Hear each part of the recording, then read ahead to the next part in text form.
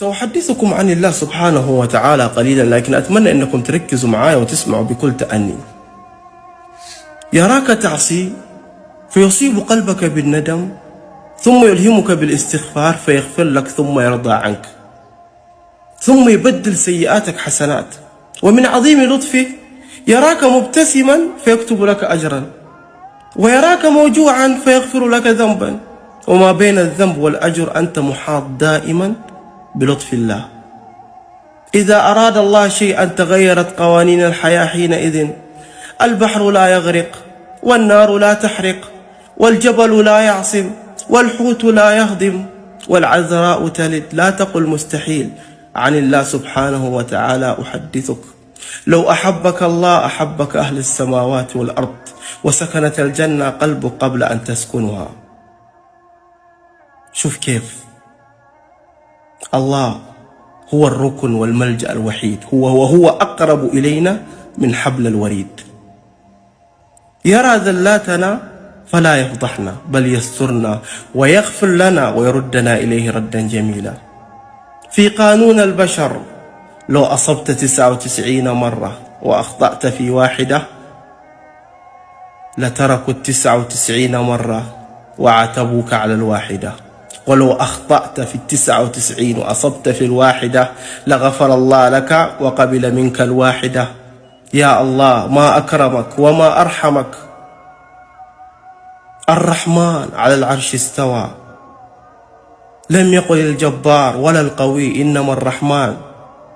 رغم أن العذاب بيده والعقاب بيده والمرض والابتلاء بيده، ما أكرمك يا الله. يريد أن يغرس الطمأنينة في قلبك، لا أن يخوفك، وأن يقربك لا أن يبعدك. ومن كرمه يعطيك المال، ثم يلهمك أن تتصدق، ثم يسخر لك فقير فيأخذها منك ويقبلها منك، فيبارك الله في رزقك.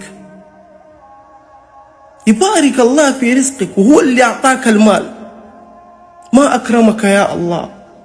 يقول الله سبحانه وتعالى: لو أراد عبدي أن يعمل السيئة فلا تكتبوها له حتى يعملها، فإن عملها فاكتبوها له بمثلها، فإن لم يعملها من أجلي وتركها فاكتبوها له بحسنة، وإذا أراد أن يعمل حسنة فلم يعملها فاكتبوها له حسنة، فإن عملها فاكتبوها له ب10 أمثالها إلى 700 ضعف. عن الرحمن أحدثكم: في عهد النبي صلوات ربي وسلامه عليه فقدت امرأة طفلها الرضيع، فبدأت تبحث في أنحاء السوق وهي قلقة خائفة الرعب فيها، فرآها النبي صلوات ربي وسلامه عليه هو والصحابة رضوان الله عليهم، فشعروا بالشفقة على هذه المرأة وحزنوا على حالها، وساعدوها الناس حتى وجدت طفلها الرضيع فحضنته حضن شديد. عندها قال النبي صلوات ربي والسلام عليه للصحابة رضوان الله عليهم: هل تتوقعون أن هذه المرأة ترمي طفلها الرضيع في النار؟ فاستغربوا الصحابة رضوان الله عليهم من سؤال النبي، فقالوا: لا يا رسول الله. فقال النبي صلوات ربي وسلامه عليه: أن الله عز وجل أرحم من هذه المرأة بطفلها.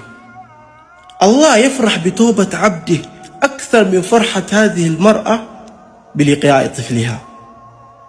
الله يراك حين تطرق الأبواب بابا تلو باب، تفشل هنا وتحزن هناك، هذا يعاتبك وهذا يدبر لك. والله ينتظر ترجع له، الله بينتظرك انك ترجع، وانت تتعثر وتقوم وتقع وتنهب، ثم تعود إلى بابه مكسورا باكيا نادما، فيقبلك وكأنه يقول لك: وإن جافوك فأنا حبيبك، وإن آلموك فأنا طبيبك، عد إلي أيبا تائبا عبدا محبا مقبلا، أقبلك. ما أكرمك وما أرحمك يا الله. إيش تبقى أكرم من كذا؟ ابعتها لحد محتاجها، وما تنساش تذكر الله وتصلي على الحبيب المصطفى.